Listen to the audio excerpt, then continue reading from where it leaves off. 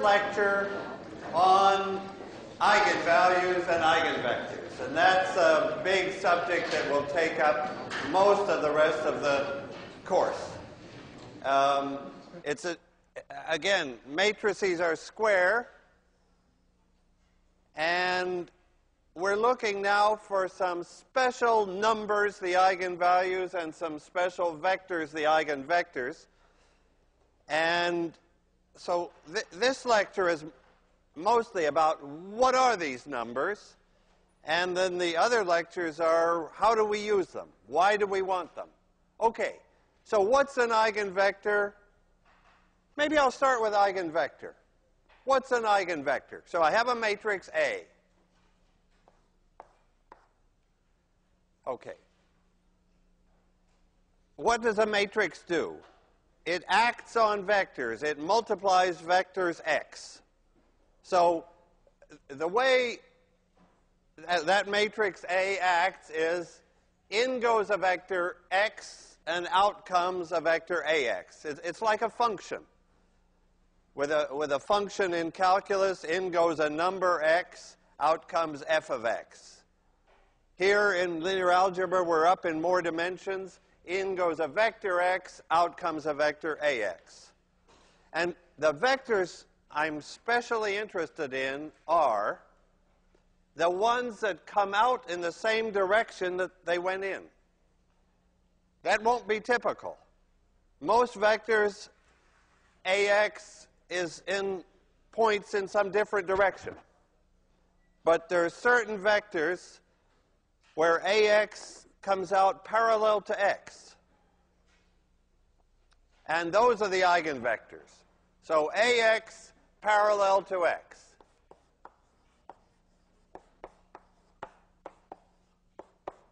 Those are the eigenvectors. And what do I mean by parallel? Oh, much easier to just state it in an equation. Ax is some multiple, and everybody calls that multiple lambda, of x. That's our big equation. We look for special vectors, and remember, most vectors won't be eigenvectors, that for which ax is in the same direction as x, and by same direction I allow it to be the very opposite direction. I allow lambda to be negative or 0. Well, I guess we've met the eigenvectors that have eigenvalue 0. Those are in the same direction, but they're in a kind of very special way. So this is the eigenvector x. Lambda, whatever this multiplying factor is, whether it's 6 or minus 6 or 0 or even some imaginary number, that's the eigenvalue. So there's the eigenvalue, there's the eigenvector. Let's just take a second on eigenvalue 0. From the point of view of eigenvalues, that's no special deal. We have an eigenvector. If the eigenvalue happened to be 0, that would mean that ax was 0x, in other words, 0. So what would where would we look first? What are the x's? What are the eigenvectors with eigenvalue 0? They're the guys in the null space. Ax equals 0. So if our matrix is singular, so let me write this down. If A is singular, then what does singular mean? It means that it takes some vector x into 0, some non-zero vector, that's what will be the eigenvector, into 0. Then lambda equals 0 is an eigenvalue.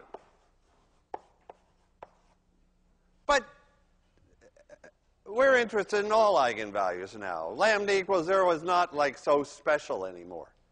Okay, so the question is, how do we find these x's and lambdas? And notice, we don't have an equation ax equal b anymore. I can't use elimination. I've got two unknowns, and in fact, they're multiplied together. Lambda and x are both unknowns here. So we need a good idea of how to find them. But before I do that, and that's where determinants will come in, can I just give you some matrices? Like, here you go. Take the matrix, a projection matrix. Okay, so suppose we have a plane, and our matrix P is what I've called A. Now I'm going to call it P for the moment, because I'm thinking, okay, let's look at a projection matrix. What are the eigenvalues of a projection matrix? So that's my question. What are the x's, the eigenvectors, and the lambdas, the eigenvalues, for, and now let me say, a projection matrix?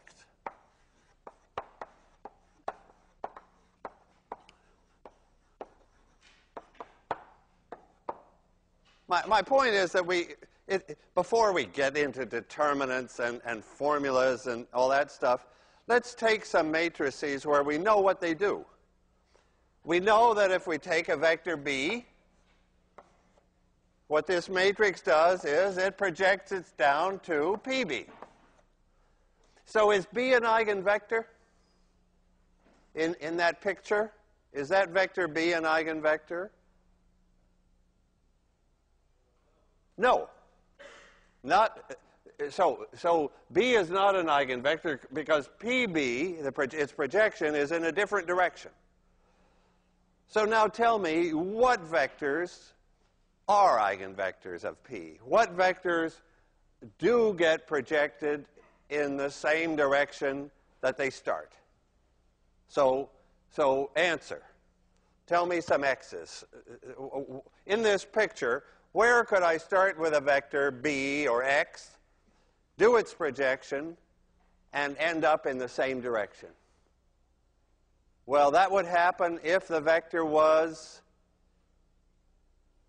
right in that plane already. If the vector x was, let the vector x, so x, any vector, any x in the plane will be an eigenvector. And what will happen when I multiply by P, when I project a vector x, I called it B here because this is our familiar picture, but now I'm going to say that B was no good for our purposes. I'm interested in a vector x that's actually in the plane, and I project it, and what do I get back? X, of course. Doesn't move. So any x in the plane is unchanged by P. And what's that telling me? That's telling me that x is an eigenvector, and it's also telling me what's the eigenvalue, which is, just compare it with that, the eigenvalue, the multiplier, is just 1. Good. So we have actually a whole plane of eigenvectors. Now I ask, are there any other eigenvectors? And I expect the answer to be yes, because I would like to get 3, if I'm in 3 dimensions, I would like to hope for 3 independent eigenvectors, 2 of them in the plane and 1 not in the plane. Okay, so this guy B that I drew there was not any good. What's the right eigenvector that's not in the plane? The good one is the one that's perpendicular to the plane. There's another good x, because what's the projection? So these are eigenvectors. Another guy here would be another eigenvector. But now here's another one. Any x that's perpendicular to the plane. What's px for that vector? What's the projection of this guy perpendicular to the plane? It is 0, of course. So there's the null space. Px for those guys are 0, or 0x if we like, and the eigenvalue is 0. So my answer to the question is, what are the eigenvalues for a projection matrix? There they are, 1 and 0. Okay. We know projection matrices. We can write them down as that A transpose A inverse A transpose thing. But without doing that, from the picture, we can see what are the eigenvectors. Okay. Are there other matrices? Let me take a second example. How about a permutation matrix? What about the matrix? I'll call it A now. 0, 1, 1, 0. Can you tell me a vector x?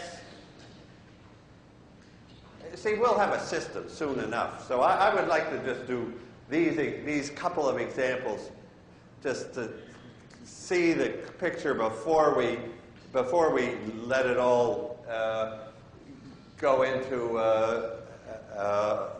a system where that matrix isn't anything special, because it is special.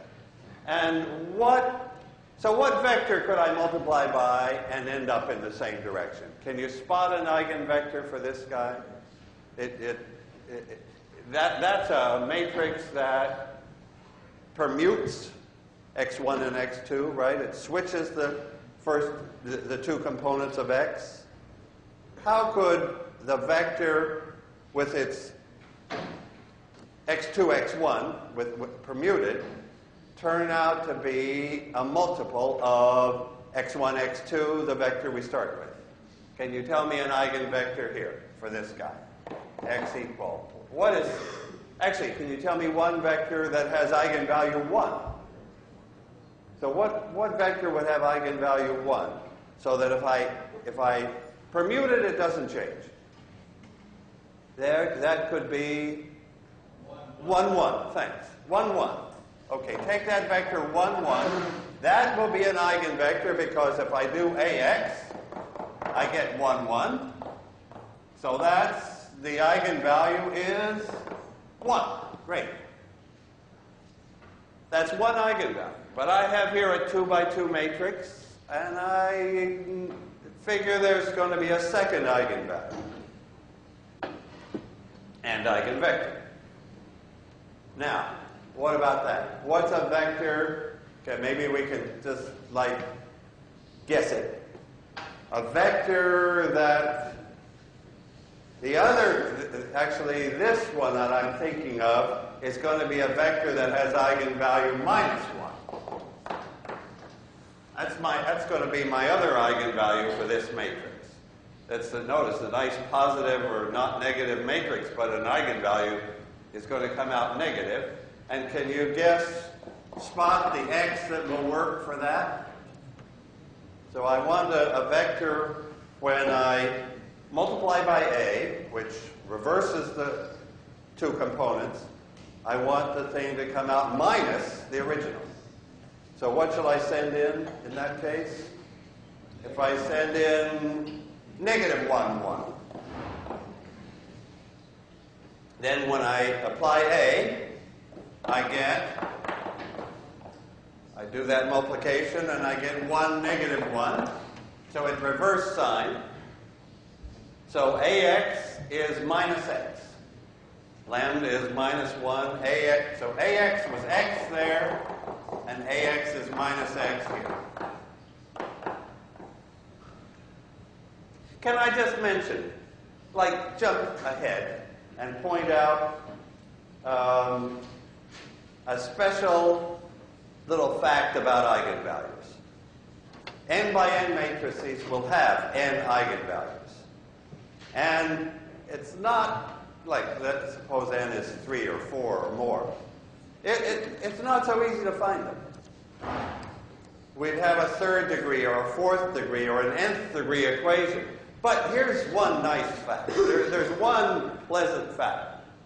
That the sum of the eigenvalues equals the sum down the diagonal. That's called the trace, and I put that in the lecture content specifically. So this is a neat fact, a fact that the sum of the lambdas, add up the lambdas, equals the sum, what would you like me to, how shall I write that down? What I want to say in words is the sum down the diagonal of A. Shall I write A11 plus A22 plus ANN? That's add up the diagonal entries. In this example, it's 0. In other words, once I found this eigenvalue of 1, I knew the other one had to be minus 1 in this 2 by 2 case, because in the 2 by 2 case, which is a good one to play with, the trace tells you right away what the other eigenvalue is. So if I tell you one eigenvalue, you can tell me the other one. We'll have that. We'll see that again. Okay. Now, I could give more examples, but maybe it's time to face the equation ax equal lambda x and figure how are we going to find x and lambda. Okay, so the question now is how to find eigenvalues and eigenvectors. How to solve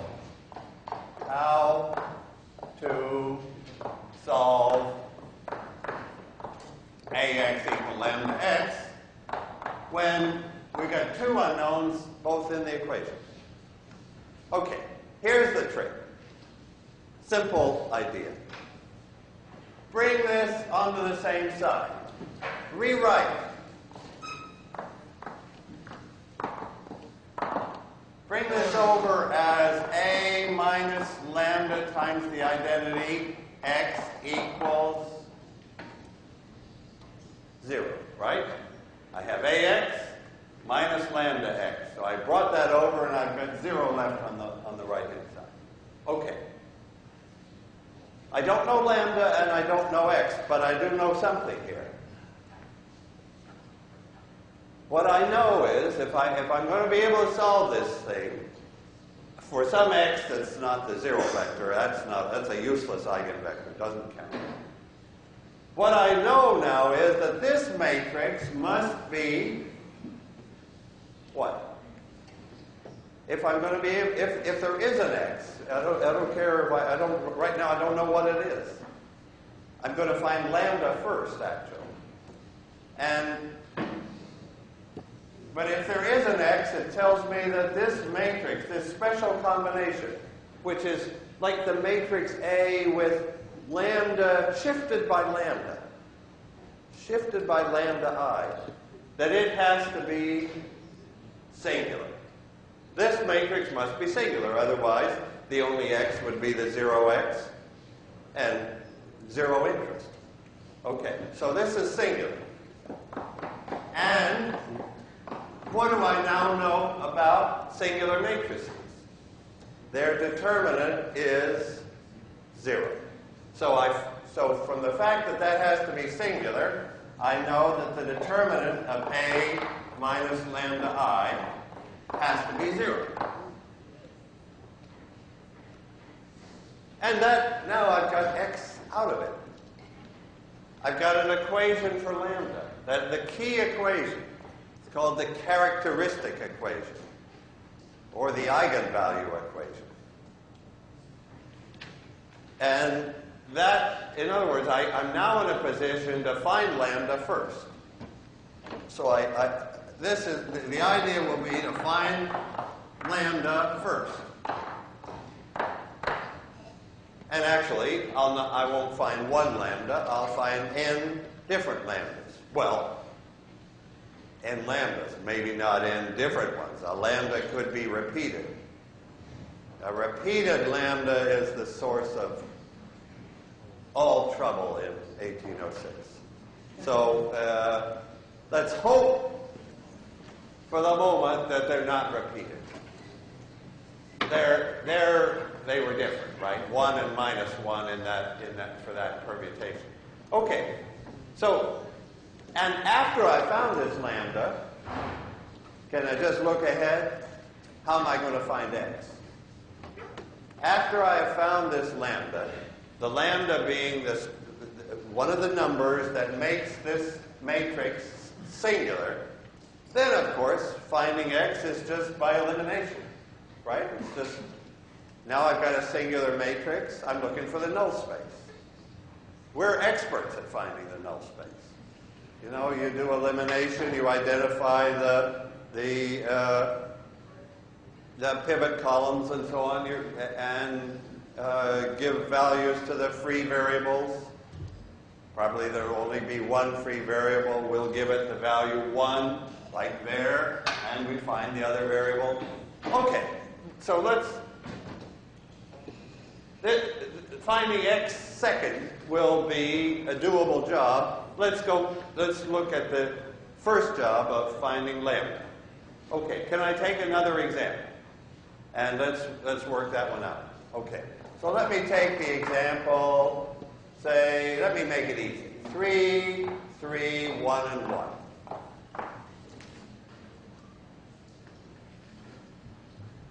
So I've made it easy. I made it 2 by 2. I made it symmetric. And I even made it constant down the diagonal. So the more like special properties I stick into the matrix, the more special outcome I get for the eigenvalues. For example, this symmetric matrix, I know that it'll come out with real eigenvalues. The eigenvalues will turn out to be nice real numbers. And up in our previous example, that was a symmetric matrix. Yeah, actually, while we're at it, that was a symmetric matrix. Its eigenvalues were nice real numbers, 1 and minus 1. And do you notice anything about its eigenvectors? Anything particular about those two vectors, 1, 1 and minus 1, 1? They just happen to be? No, I can't say they just happen to be, because the whole point is that they had to be. What? What are they? They're perpendicular. The vector, if I see a vector 1, 1 and a 1 and a minus 1, 1, my mind immediately takes that dot product. It's 0. Those vectors are perpendicular. That'll happen here too. Well, let's find the eigenvalues. Actually, my example is too easy. My example is too easy. Let me tell you in advance what's going to happen. May I? Or shall I do the determinant of a minus lambda and then point out at the end? Will you remind me after I found the eigenvalues to say why they were easy from the example we did? Okay, let's do the job here. Let's compute determinant of a minus lambda I. So that's a determinant. And what is this thing? It's the matrix A with lambda removed from the diagonal. So the diagonal matrix is shifted, and then I'm taking the determinant. Okay, so I multiply this out. So what is that determinant? You notice I didn't take lambda away from all the entries. It's lambda I, so it's lambda along the diagonal. So I get 3 minus lambda squared, and then minus 1, right? And I want that to be 0. Well, I'm going to simplify it.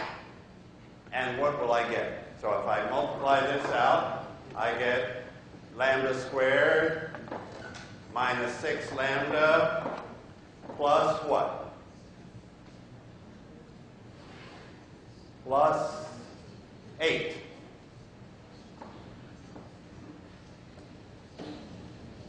And that I'm going to set to 0. And I'm going to solve it. So, and it's a quadratic equation. I can use factorization. I can use the quadratic formula. I'll get 2 lambdas. Before I do it, tell me, what's that number 6 that's showing up in this equation? It's the trace. That number 6 is 3 plus 3. And while we're at it, what's the number 8 that's showing up in this equation? It's the determinant. That our matrix has determinant 8. So in a 2 by 2 case, it's really nice. It's lambda squared minus the trace times lambda. The trace is the linear coefficient, and plus the determinant, the constant term. Okay, so can we find the roots? I guess the easy way is to factor that as something times something. If we couldn't factor it, then we'd have to use the old b squared minus 4ac formula, but I think we can factor that into lambda minus what times lambda minus what? Can you do that factorization? 4 and 2? Lambda minus 4 times lambda minus 2. So the eigenvalues are 4 and 2. So the eigenvalues are, one eigenvalue, lambda 1, let's say, is 4. Lambda 2, the other eigenvalue, is 2. The eigenvalues are 4 and 2.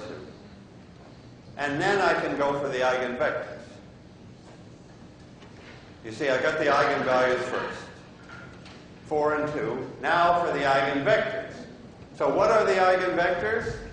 They're these guys in the null space when I take away, when I make the matrix singular by taking 4i or 2i away. So we got to do those separately. Let me find the eigenvector for 4 first. So I'll subtract 4, so a minus 4i is, so taking 4 away, we'll put minus 1s there. And what's the point about that matrix? If 4 is an eigenvalue, then a minus 4i had better be a what kind of matrix? Singular. If that matrix isn't singular, the 4 wasn't correct. But we're okay, that matrix is singular, and what's the x now? The x is in the null space. So what's the x1 that goes with the lambda 1? So that so this is, now I'm doing ax1 is lambda 1 x1. So I took a minus lambda 1i, that's this matrix, and now I'm looking for the x1 in its null space, and who is he? What's the vector x in the null space? Of course, it's 1, 1. So that's the eigenvector that goes with that eigenvalue. Now how about the eigenvector that goes with the other eigenvalue? Can I do that with erasing? I take a minus 2i. So now I take 2 away from the diagonal, and that leaves me with a 1 and a 1. So a minus 2i has again produced a singular matrix, as it had to. I'm looking for the null space of that guy. What vector is in its null space? Well, of course, a whole line of vectors. So when I say the eigenvector, I'm not speaking correctly. There's a whole line of eigenvectors, and I just want a basis. And for a line, I just want one vector. But there's some freedom in choosing that one, but choose a reasonable one. What's a vector in the null space of that? Well, the natural vector to pick as the eigenvector with lambda 2 is minus 1, 1. If I did elimination on that vector and set the free variable to be 1, I would get minus 1 and get that eigenvector. So do you see then that I've got eigenvector, eigenvalue, eigenvector, eigenvalue for this matrix, and now comes that thing that I wanted to be reminded of. What's the relation between that problem, and let me write just above what we found here, a equals 0, 1, 1, 0. That had eigenvalues 1 and minus 1, and eigenvectors 1, 1, and eigenvector minus 1, 1.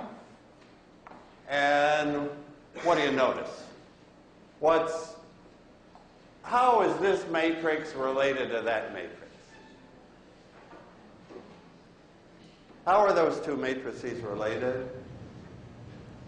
Well, one is just 3i more than the other one, right? I just took that matrix and I took this matrix and I added 3i. So my question is, what happened to the eigenvalues and what happened to the eigenvectors? That's like the question we keep asking now in this chapter.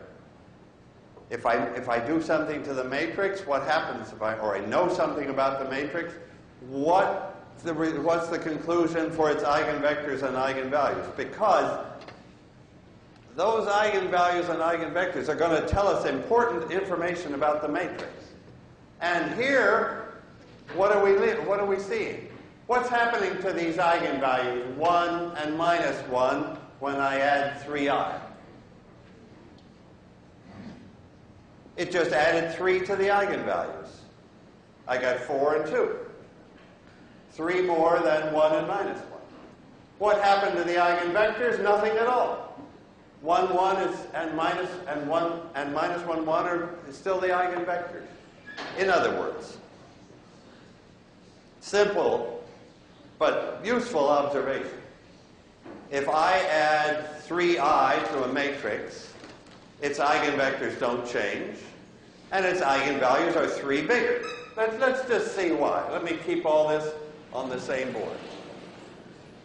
Suppose I have a matrix A, and AX equals lambda x. Now I add 3i to that matrix.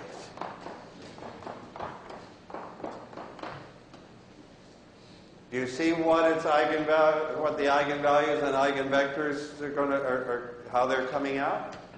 If AX equals lambda x, then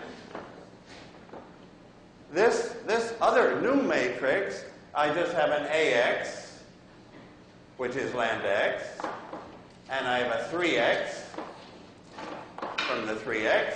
So it's just sitting there. Lambda plus 3x. So if this had eigenvalue lambda, this has eigenvalue lambda plus 3, and the x, the eigenvector, is the same x for both matrices. Okay. So that's great. Of course, it's special. We got the new matrix by adding 3i. Suppose I had added another matrix. Suppose I know the eigenvalues and eigenvectors of A. So this little board here is going to be not so great.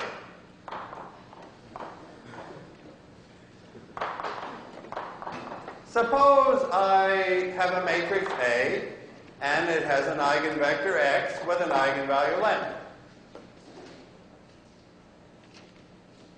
And now I add on some other matrix. So what I'm asking you is, if you know the eigenvalues of A, and you know the eigenvalues of B, let me say, suppose B, and so this is if, let me put an if here.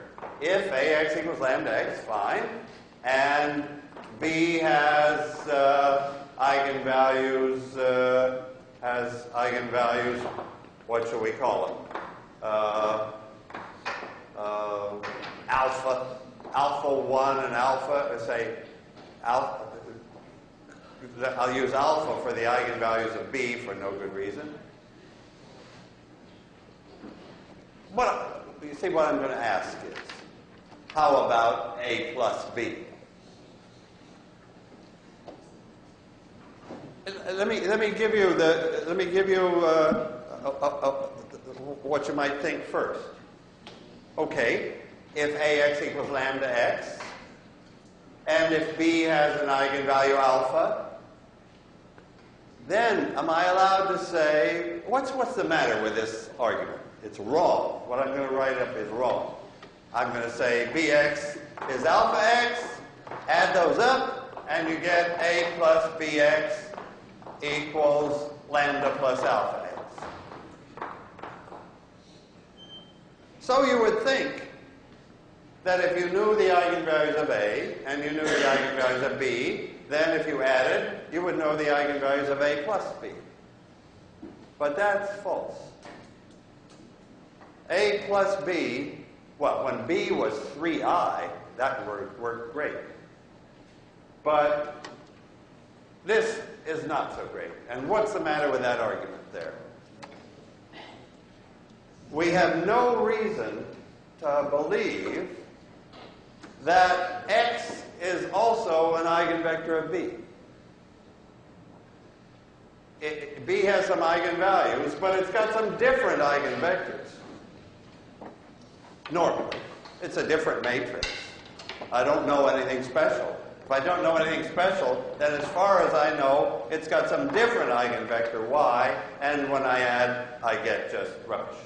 I mean, I can add, but I don't learn anything. So not so great is A plus B.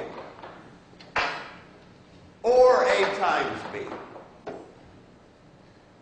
Normally, the eigenvalues of A plus B or A times B are not eigenvalues of A plus eigenvalues of B. Eigenvalues are not like linear, and they don't multiply. Because eigenvectors are usually different, and there's just no way to find out what A plus B does to a vector. Okay, so that's like a caution. Don't, if B is a multiple of the identity, great. But if B is some general matrix, then for A plus B, you've got to solve the eigenvalue problem. Okay. Now I want to do another example that brings out another point about eigenvalues. Let me make this example a rotation matrix. Okay, so here's another example.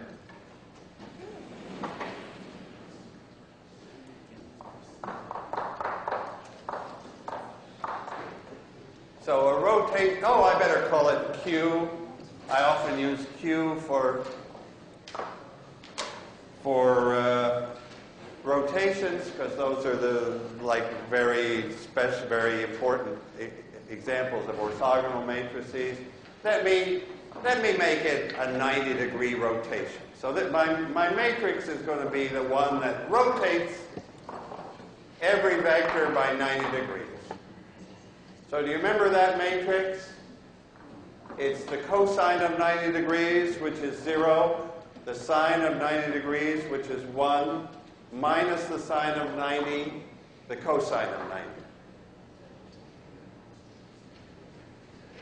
So that matrix deserves the letter Q. It's an orthogonal matrix, very, very orthogonal matrix.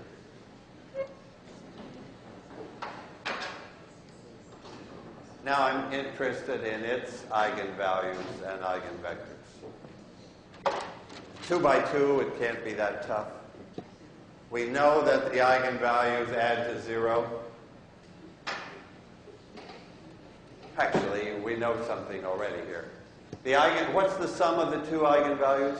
Just tell me what I just said. 0, right? From that trace business, the sum of the eigenvalues is going to come out 0. And the product of the eigenvalues, did I tell you about the determinant being the product of the eigenvalues? No, but that's a good thing to know. We pointed out how that 8 appeared in the quadratic equation. So let me just say this. The trace is 0 plus 0, obviously. And that's the sum, that's lambda 1 plus lambda 2. Now, the other neat fact is that the determinant, what's the determinant of that matrix? 1. And that is lambda 1 times lambda 2. In our example, the one we worked out, the eigenvalues came out 4 and 2. Their product was 8. It had to be 8 because we factored into lambda minus 4 times lambda minus 2. That gave us the constant term 8, and that was the determinant. Okay. What I'm leading up to with this example is that something's going to go wrong. Something goes wrong for a rotation because what vector can come out parallel to itself after a rotation? If this matrix rotates every vector by 90 degrees, what could be an eigenvector? You see, we're going to have trouble. Eigenvectors are, well, our picture of eigenvectors, of coming out in the same direction that they went in, there won't be any. And with eigenvalues, we're going to have trouble from these equations. Let's see.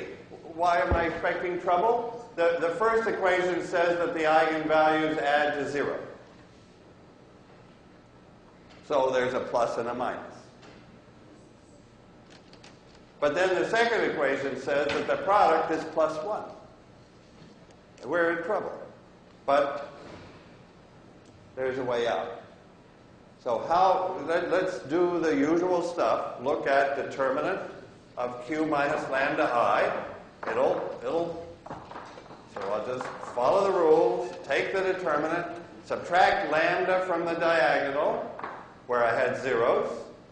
The rest is the same. The rest of q is just copied. Compute that determinant. Okay, so what does that determinant equal? Lambda squared minus 1 plus 1. What's up? There's my equation. My equation for the eigenvalues is lambda squared plus 1 equals 0. What are the eigenvalues lambda 1 and lambda 2? They're I, whatever that is, and minus it. Right. Those are the right numbers. They add to 0, as the trace requires, and they multiply to 1, as the determinant requires. But they don't happen to be real numbers, even though the matrix was perfectly real. So this can happen. Complex numbers are going to have to enter 1806 at this moment. Boo. Right. All right. If I just choose good matrices that have real eigenvalues, we can postpone that evil day. But just so you see, so I'll try to do that. But it's out there. That a matrix, a perfectly real matrix, could give a perfectly innocent-looking quadratic thing, but the roots of that quadratic can be complex numbers. And of course, everybody knows that they're. What do you know about the complex numbers? So now, let's just spend one more minute on this bad possibility of complex numbers. We do know a little information about the two complex numbers. They're complex conjugates of each other. If lambda is an eigenvalue, then when I go, you remember what complex conjugates are? You switch the sign of the imaginary part. Well, this was only imaginary. It had no real part. So we just switched its sign. So that eigenvalues come in pairs like that, but they're complex. A complex conjugate pair. And that can happen with a perfectly real matrix. And as a matter of fact, so that was like my point earlier, that if the matrix was symmetric, it wouldn't happen. So if we stick to matrices that are symmetric or like close to symmetric, then the eigenvalues will stay real. But if we move far away from symmetric, and that's as far as you can move, because that matrix is, how is Q transpose related to Q for that matrix? That matrix is anti-symmetric. Q transpose is minus Q. That's the very opposite of symmetry. When I flip across the diagonal, I reverse all the signs. Those are the guys that have pure imaginary eigenvalues. So they're the extreme case, and in between are matrices that are not symmetric or anti-symmetric, but they have partly a symmetric part and an anti-symmetric part. Okay, so I'm doing a bunch of examples here to show the possibilities. The good possibilities being perpendicular eigenvectors, real eigenvalues. The bad possibilities being complex eigenvalues. We could say that's bad. There's another even worse. I'm getting through the bad things here today. Then the next lecture can be like pure happiness. Okay. Here's one more bad thing that could happen. So again, I'll do it with an example. Suppose my matrix is, suppose I take this 3, 3, 1, and I change that guy to 0.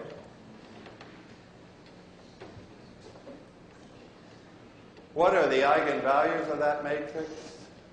What are the eigenvectors? This is always our question. Of course, the next sections are going to show why. Why do we care? But for the moment, this lecture is introducing them, and let's just find them. Okay, what are the eigenvalues of that matrix? Let me tell you, at a glance, we could answer that question. Because the matrix is triangular. It's really useful to know, if you've got properties like a triangular matrix, it's very useful to know. You can read the eigenvalues off. They're right on the diagonal. So the eigenvalue is 3 and also 3. 3 is a repeated eigenvalue. But let's see that happen. Let me do it right. The determinant of A minus lambda I, what I always have to do is this determinant. I take away lambda from the diagonal. I leave the rest. I compute the determinant, so I get a 3 minus lambda times a 3 minus lambda, and nothing. So that's where the triangular part came in. Triangular part, the one thing we know about triangular matrices is the determinant is just the product down the diagonal. And in this case, it's this thing repeated. So lambda 1 is 1. Sorry, lambda 1 is 3, and lambda 2 is 3. That was easy. I mean, no, why should I be pessimistic about a matrix whose eigenvalues can be read off right away? The problem with this matrix is in the eigenvectors. So let's go to the eigenvectors. So how do I find the eigenvectors? I'm looking for a couple of eigenvectors. So I take the eigenvalue. What do I do? Now, remember I solved A minus lambda I x equals 0? And what is A minus lambda I x? So take 3 away, and I get this matrix 0, 0, 0, 1, right?